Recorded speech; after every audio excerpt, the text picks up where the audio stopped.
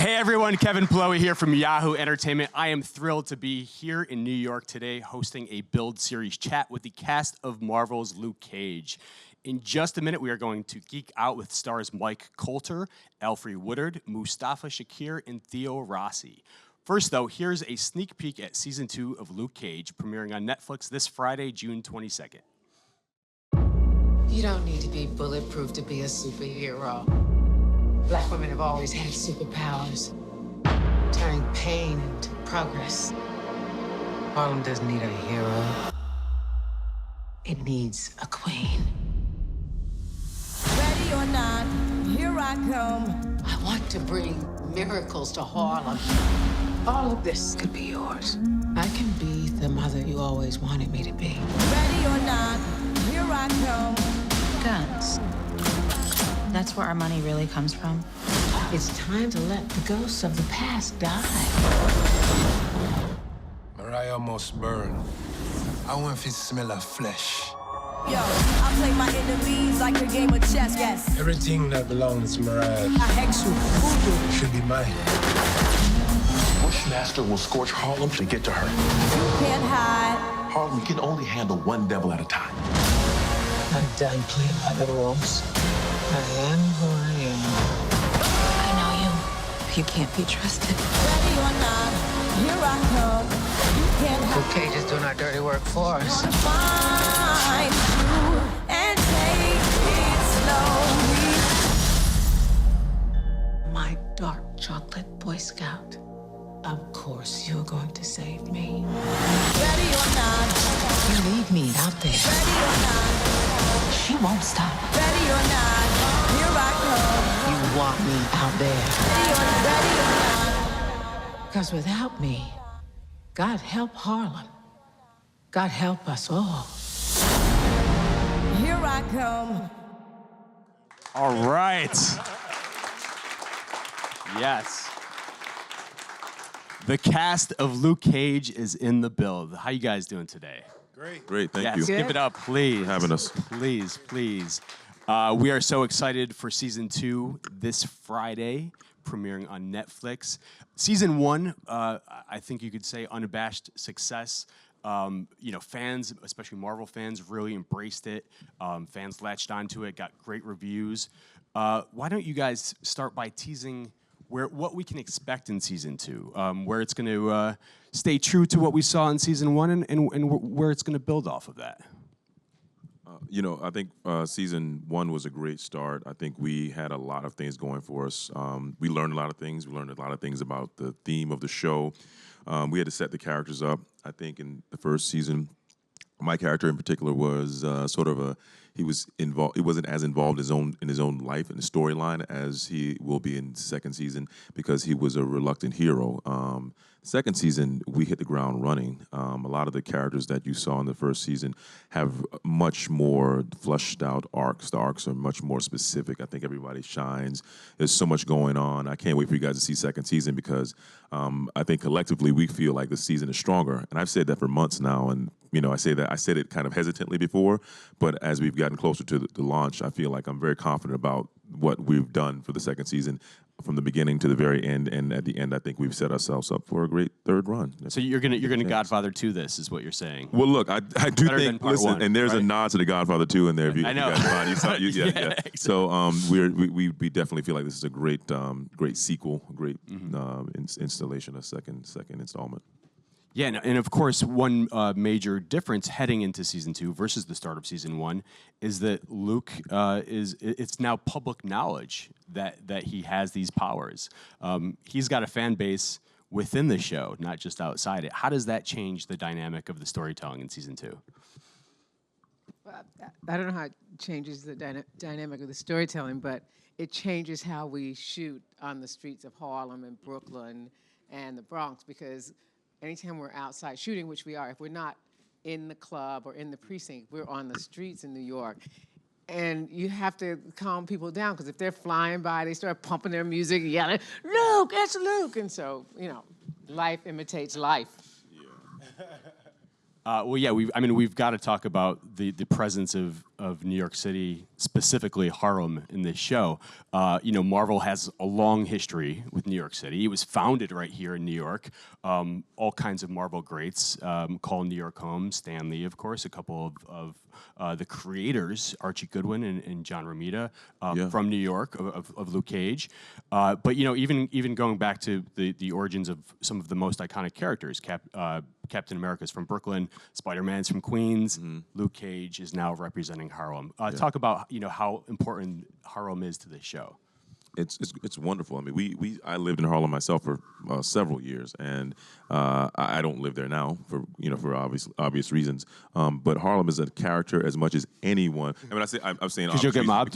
because I'm not like saying Harlem is bad. I'm just saying that I don't want to live pushed there. out by gentrification. Yeah, I got pushed out by gentrification. My rent. I lost my lease, and so yeah. It's just a wonderful character, and we think that the cinematographer did such a great job. In illuminating that, like creating the world. So people, when they come to Harlem, a lot of tourism, they come by to see Pop's Barbershop. I wish we had a location for Harlem's Paradise. I wish we did. I wish we really did. The character of Harlem is as important to the story as any of us, and we needed that, and I think everybody will agree that, I think second season will even make that even more specific. Yeah, I think that's one of the reasons that the action sells so well is because even the action is the DNA of the action and the fighting and the crime is Harlem style. So I think that sells it. Yeah, and I think if you're from New York City, if you just know anything about New York City and you've been to Harlem, it's so different than the rest of New York City. And let's just not even talk about that. Very rarely has Harlem had a light shined on it in a positive way to talk about the history and the culture of Harlem, which is like no other place, not just in New York City, but in the world. And Cheo does such a good job of spotlighting that through this show in little bits and pieces. And I think that we see just such an incredibly rich history of what Harlem has. Nobody's ever really done that on anything. No, it's super dope. And my mic's not on, is it? Oh, yeah, it is now. There you go. And I still live in Harlem. I do too. What street? What street you on? What street you on? Come on down. Give us the address out. What corner? What corner? Harlem. Give us a corner. Like 5B. Rough about whereabouts. Yeah, I'm up So walk up. Yeah. It's You got a doorman? dope to see Harlem. Apartment number specifically? 12-9. What? Come on. Well, so Mustafa and Alfre, you both live in Harlem. Do you actually get to walk to work? Sometimes. Yes. Oh, you know what? So I live, I'm bi-coastal. Okay. But I live in LA. I'm Cali strong. But we have a place in Harlem. And it's so wonderful because you walk the streets. I don't get to shoot there. Pops is not far from where we are. But, We shot there a couple times. Yeah, But this was the funny thing. We were on our block and all of the trailers and all, and they wouldn't let my people come onto the set because everything's very secretive and all. And my, okay, that's all.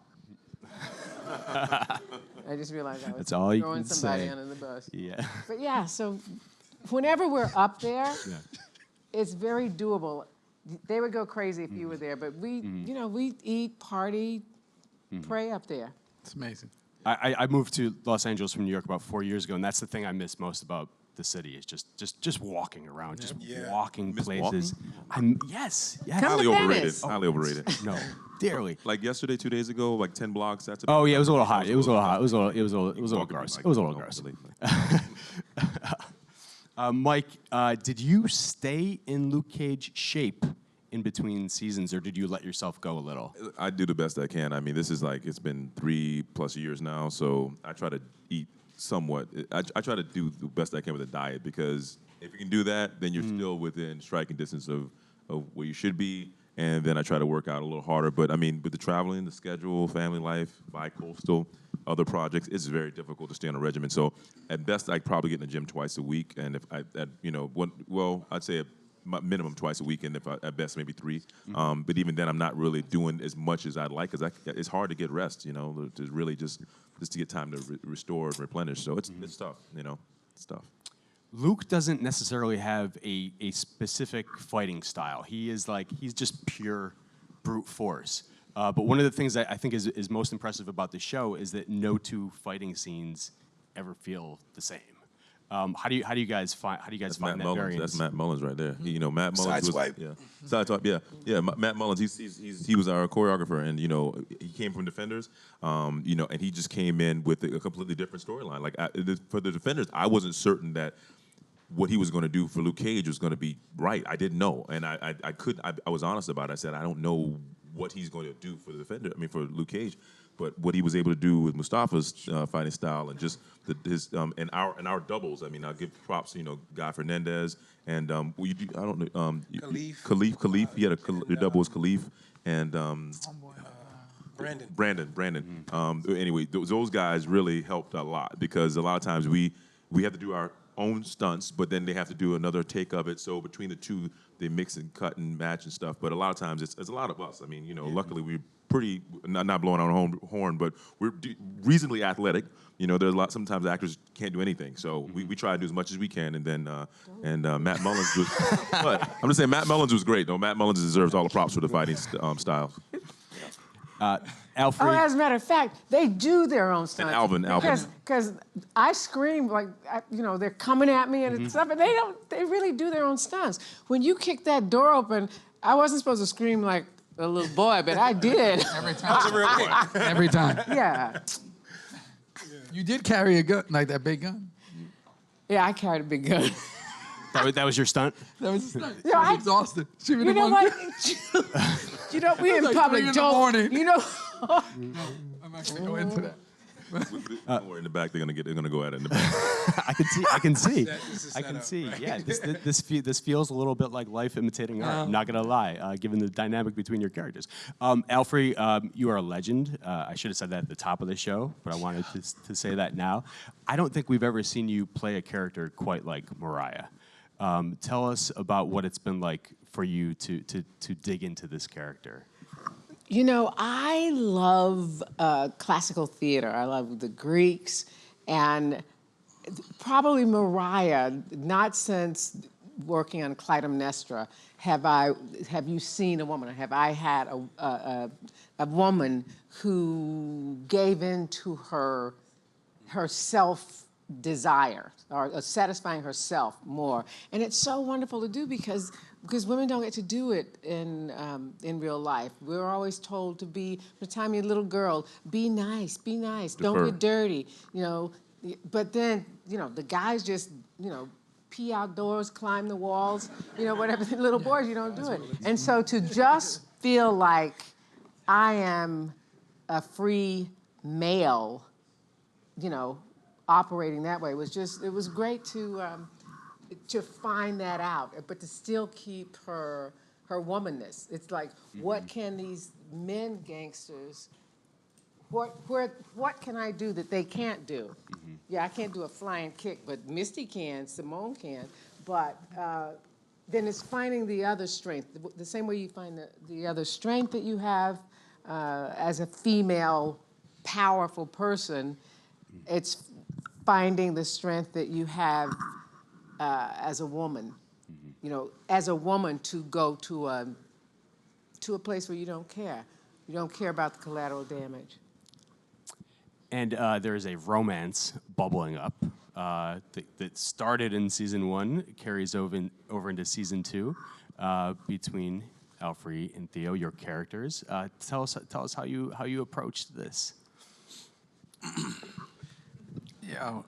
You just said like a legend. Like the truth is, to watch her arc from the beginning of where Mariah was coming from, and to have those whispers of her past and other characters throughout, and to see that transition, and to see how she was able to literally change the character into this, for lack of a better word, like kind of meek, resisting to this full-fledged gangster. Like, for real. It was like, I mean, to be in those scenes, the stuff we've had to do, which is just, working with her, you have to understand, I've been doing this now forever, 18 years now, which feels like forever, and it's like, but when you get to work with someone, you're only as good as your dance partner. You can be as good as you want when the camera's on you, but if you don't have the right person there, it doesn't work. You can only manufacture so much. And when you say legend, when you say you're working with someone and when you're doing it in a way of deception and romance and all these things that are happening interior with so many things that are going on and so many consequences with the two characters, you really have to trust each other. So, you know, I don't just love Alfre, I love Mariah because there was this building of these two together, which I thought was extremely poetic, especially throughout this season. So to see the romance is just one layer of these two. There's so many layers of their past, how their past affects them together, how their past affects them separately, how other characters' past comes in on that, and how them entering the scene affects them.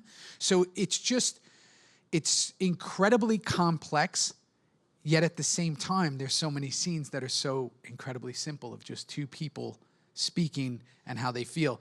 So for me, I've never worked with a character that had so many layers.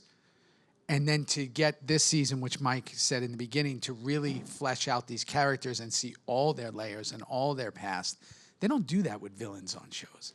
And I think that that's why I was going to say earlier it's the hero and the villains, but it's really in the eye of the beholder. I think a lot of people are going to watch season 2 and say, I don't know who the villains are. And I don't know who the heroes are. The lines are blurred. That's the difference. Yeah, and that's the difference with our show. Goes back and forth, yeah.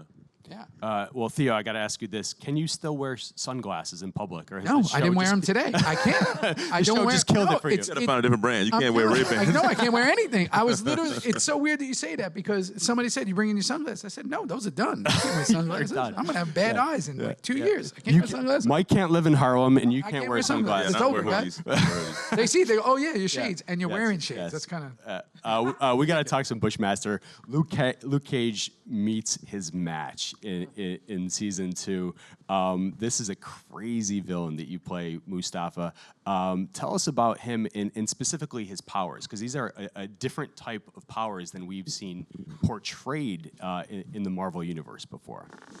He's similar to Luke in that his powers were revealed to him. Like as you'll see in season 2, it's not so much that he takes something that makes him away. It's that they reveal something that's already latent, and so he's super strong, and he's nice with his hands because he's fought a lot on the streets of Jamaica, and I think he's smart. It's not like his superpowers are not anything out of the ordinary. It's just that they are stimulated by an herb, you know, which is no different than Black Panther if you're going, you know. But what else about him? You had something. What else you say about? Yeah. I mean, well, let's talk about like his ethnicity, because I feel like that's a very interesting dynamic of season 2 as well. He's Afro-Caribbean. Yeah. And it kind of sets up this conflict between this Afro-Caribbean character and this African-American hero. You mentioned Black Panther. It actually reminded me in a lot of ways of that conflict that they pulled off so well in Black Panther between Killmonger and T'Challa, the African and the African-American. I feel like there's a similar dynamic here. Would you agree? It's inverse, right? In that the foreigner is, I'm Jamaican, is the villain, as opposed to, you know, Black Panther, who's the hero, and African. Yeah. Do you guys? There is culturally, you know, we're all together. We're all Black people and people of color. Oh yes, we're all together, and we're all, you know, people of color. But in the diaspora, in the African diaspora, it's all family, but the way family kind of sizes each other up, and you section off sometimes. There is traditionally thoughts and words from Jamaican Americans about African Americans and Trinidadian Americans it's and like tribal. Africans. It's tribal. It is tribal. I mean, I think about our conflict sort of like Tupac and Biggie. And, you know, he being the Biggie Tupac. side and me being Tupac. I mean, I'm just a little bit more revolutionary, a little bit more wild and brash, and he's a little more going with the mainstream, you know what I mean? And that's another thing that happens in the diaspora when you have like Caribbean and African versus Black Americans. There's this sort of like unspoken shadiness, you know, that happens. But overall, I mean, you know, it's a beautiful conflict to explore because it shows that we are not African Americans are not a monolithic group. You know what I mean? There's so many different shades and colors and forms and things to figure out within that. You know. I'm glad you mentioned Biggie because I want to talk about the music behind this series, and particularly the influence of hip hop. I mean, just in the teasers for the series, we've seen Eric B and Rakim, MOP, Annie Up, here Fugees. You've got some great hip hop minds working on this. Adrian Young, Ali Shaheed Muhammad from Tribe Called Quest, legend. First season, same guys. Just did something completely, not completely different, but you know the hints of the Jamaican, the Caribbean flavor. I told people before, you know, and let's not forget Gary Clark Jr. is in there, who I think he's phenomenal. Gary Clark Austin, Jr. represent Austin. Tell you a little small story. The first scene or the first episode we shot where the trailer blows up and Luke, my character's on fire, and you know, Guy Fernandez was on fire. It wasn't me, but we were doing that scene. It was late. We shot till like 6 a.m. Gary Clark Jr. was performing that on the other stage. No one told me he was working. They told me, "Oh, come check this band out, whatever." And I was, you know, it was late, and I was like, "I'm going to take a nap." So I missed the live performance because I did not know that was who was performing. It was early on, and no one told me. So I'm very bitter about that. But the flavors of the season are phenomenal. I love the sound. I love the songs. And if you really think about it, when me and Chael talked about it, it was my birthday. We sat around and we were listening to Shabba Ranks, and we were listening to like Pandora, and it was just song after song of these wonderful artists, and we were just like, this is great. And Alfre was there. That whole soundtrack we were listening to, we were just like, wow, this is good music. And then me and Chael started talking, and we were like, well, wouldn't it be great to have this kind of flavor in our second season? And he was like, yeah. And we started talking, and 3 characters came up, and Bushmaster was one of them. And we started talking about it, and I thought he would leave it alone. And then a couple weeks later, we started talking again. He came over to the house, and we kept talking about this. How can we make this work? And it came down to another character, and then finally it was Bushmaster, and he just never left it alone, and he made it work, and it was just a great idea, and that's what, you know, how we got here. You know? So we can thank Shabba Ranks, Pandora Station. We were trying to get Bushmaster. That's amazing. We get these Shabba Ranks indirectly. I mean, we really. I wanted Shabba Ranks to be on the show. I really did. I was just like, you know, I wanted to have that flavor because that's the kind of feel that we kind of have, that world, you know. So and I think with hip hop nowadays, you know, and it's, you know, it's an enormous part of my life, an enormous part of my youth, is like hip hop nowadays. The reason why that focus on the 90s hip hop, kind of that, for lack of a better word, true hip hop, that golden era hip hop, the golden era hip hop, and why it's explored so well and why people react to the trailers the way they react, because you just know every word to those songs without even thinking about it. You just know it. It's so in your, you know, in your DNA already, the Biggies and the Pac and, you know, everybody, Mobb Deep and everybody that comes on. So to have all the acts which we've announced, you know, Jadakiss and I mean Rakim, you know, I mean this is legendary stuff. Faith is back, but also that everybody reacts to. And then when you got the Stephen Martins, when you got people coming on, Esperanza Spalding. you know what I'm saying. When you get the Gary Clark Jr.'s to come on, that's when it turns people up, and they're like, oh, I didn't know that. But everybody else, when you're getting to see Faith, it's for us. For me, for someone, a 90s kid, you know, that's just the greatest thing in the world. And I think everybody, it's universal, that era of hip-hop. We're gonna take it to the audience in just a second. First, Mike, I want to go back for a second. So Luke was first introduced, of course, in Jessica Jones. The two of them had some good coffee chemistry, super sex. Super sex. I mean, what else? I mean, it was some super sex. You need a super bed. Super bed for super sex. Do you think we're going to see them cross paths again? You know, it's really up to the creators. I mean, actually, I was just talking to Kristen the other day. They've already started production on Jessica Jones season 3. So we stay in touch. Look, it'd be great. There's just so many things going on right now. There's so many demands. The fans have a lot of interest. We have a lot of interest in things, but it takes a long time to shoot these seasons. People, you know, 6 months. It's a lot of work. They're crossing characters, but there's also the idea that every story has its own trajectory. We have to sort of tell our story first. I mean, everybody, you know, sure, would we like to? I mean, absolutely. When? I don't know. I think it could happen for sure. I mean, I'm open to it. It just depends. It's just a lot of stuff going on. So I'm definitely not saying no because I think it's a real possibility and it would be great. But I think it's like that's like end game story because we all know like they get together and have a baby and I'm fighting with one baby in the hand and and switching hands and getting babysitters and stuff. It gets a little complicated. So well, and speaking of crossovers, Alfre, you were in Captain America: Civil War. So you've now played two different Marvel Cinematic Universe characters. Yes. Are they twin sisters? Street face. I don't know what to say because maybe I'll find out that they are. So far, I don't know, but So you're saying there's a chance. I'm just saying it's Marvel, and maybe there'll be a big family reunion one day. But right now, I think we're. Does that mean the Human Torch and Captain America are twins too? Twins too, yeah. Maybe. Or was it the Oh wait, hold up. Killmonger and Is there Killmonger? Johnny? yeah. Johnny Yeah, Storm. Killmonger and Yeah. Human Couple, Torch. yeah. Well, yeah. Johnny Storm and Human Torch. Let's keep it to the MCU. you know? We're gonna pretend those Fantastic Four movies. Okay, We're just I'm gonna saying. pretend it never happened. But actually, how I got there is that Alfre and Downey Jr. are close. We are going to go to the audience for a few questions here. Who do we got first? Hello. All right. First and foremost, congratulations on the second season. I'm a huge fan of the show. Thank you all for being here.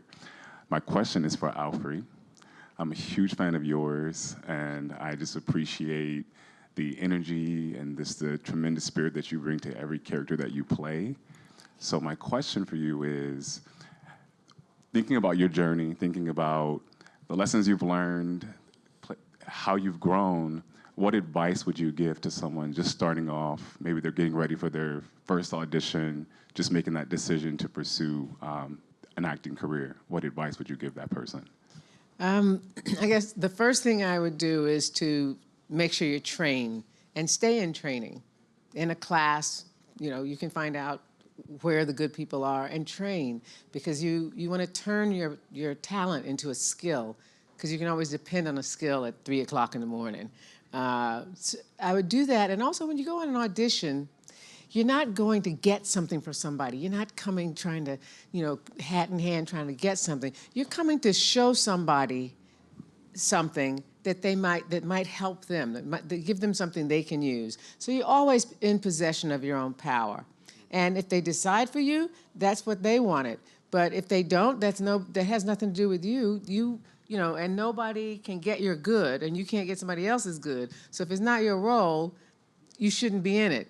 It'll be wrong for you. But the thing is to actually keep your own sense of yourself as an actor. You don't become an actor because somebody is looking at you or because they want you.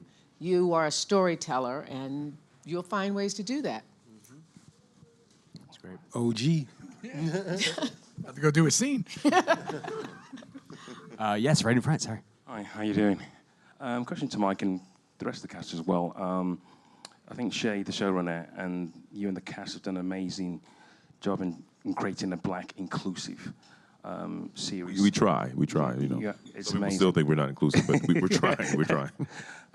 You feel that down to the music, the location where it shot Harlem, and also in the kind of the way that Luke Cage was dressed in the first season with the hood, which kind of sent a broader message to the state what's going on in this country right now.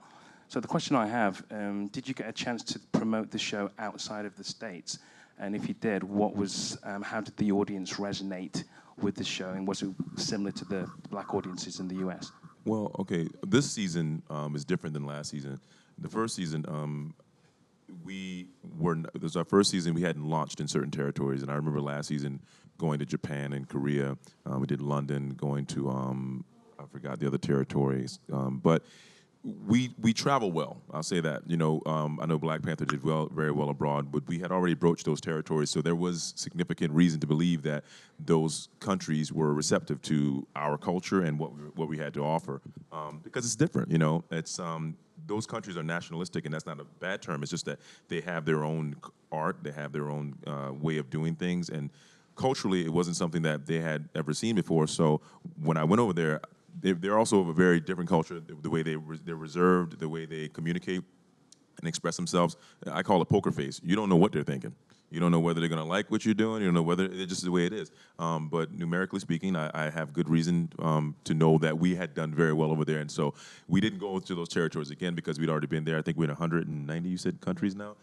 I think Mustafa went to London. I did London last time, which is, the UK. Mexico City. Yeah, all these countries are very receptive. So we try to make sure that what we're offering is a unique experience, and if everyone's interested in what we're telling, the story we're telling, then great. But we can't really cater to everybody. We have to tell the story and hope that they like it. What happened at Comic-Con in Britain? It wasn't Comic-Con. It was just a junket where I was in London talking to a bunch of reporters and interviewers, and it was great. Very receptive. They love it.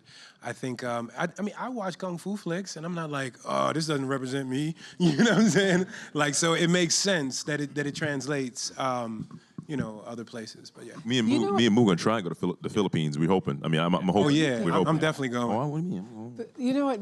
I should bring this up now. I love the fact that our Jamaicans and the Jamaican Americans speak in their dialect.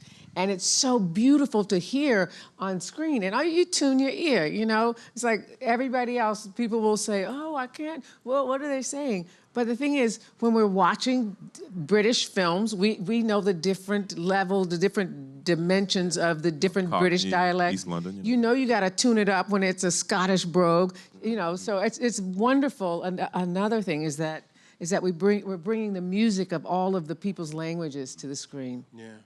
Yeah, but to Mike's point, that was a myth. That was a fabrication for way too long. That TV shows, the films with diverse casts didn't travel well. Could not travel. Yeah, that has been you have to shattered try it. finally. You have to try hopefully. it. You have to try it. It's never, because I always look at it, it's always the writing. You go back to the writing, which is why, Cheo's not here right now. I give full credit to Cheo.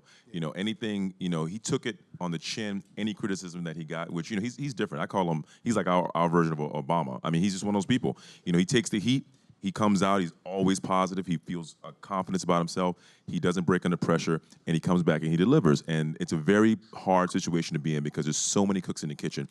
And I always say, if there's anything that good that comes out of what we're doing, it's a miracle because there's just so many visions you're trying to appeal to. So Cheo deserves all the credit. I'm happy with what we've done, and I hope you guys are, and I hope that that what we did at the end of the season leads us into something else, and you guys just have to wait and see. All right, we got 2 more fan questions here. We're gonna go all the way back. Hey guys, how you doing? Hey. What up? How are you? Hey, good. I thought season 1 it was like amazing. Like I watched it like twice, and I was telling my friends like, "Yo, you got to see this, man." It's like, "Yeah, you really?" I'm like, "Really? You got to see this." Anyway, here's my question. My question is that where were you guys when you guys found out you had the roles? Like, where exactly were you guys? I was in Paris. Exactly. You were where? I was in Paris. Okay. I was in Santa Monica. I was doing a 200-mile team run in Oregon. Wow. I was in my bedroom in my underwear. I remember that. You were in a bedroom in some underwear. I remember having an underwear dance after that. Somebody's underwear. Did you put on? No, it was just a strictly business moment. I was like, yeah. That was a great question. Thank you for that. Last question. Hey. Oh, hey. Okay, so first off, I want to say all you guys look amazing right now. Mustafa, your shirt, as soon as you came out, I was like, what is he wearing? That is Thank you. awesome. And your vest, the tassels, I see you guys. I see you. All right, you know what I'm saying? So I got to be honest. I want you guys to be honest. How many of you were comic book fans? I want to know. I was. I was, just not Luke Cage, but I read comic books. Awesome. Yeah. I honestly wasn't expecting so many yeses. Yeah. No, I wasn't. We have one. All right, guys. We have one, though. Mike, Alfre, Theo, Mustafa, thank you so much for being here on Build Series today. Thank you guys for coming out today. Thank you for checking this out at home. That is it. Check out Luke Cage Season 2. Premieres this Friday, June 22nd. Midnight. Netflix. Yep. Midnight. Thank you. Thank you.